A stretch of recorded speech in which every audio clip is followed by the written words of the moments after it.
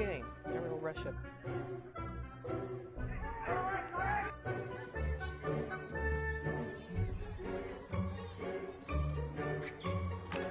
Oh dear, no, it's not.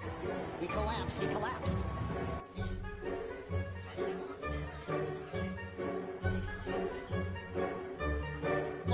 Tough second assignment for new boss Vladimir Petkovic in front of 50,000 fans. Kendisi iyi hissetmedi. Yavaş yavaş yer bıraktı.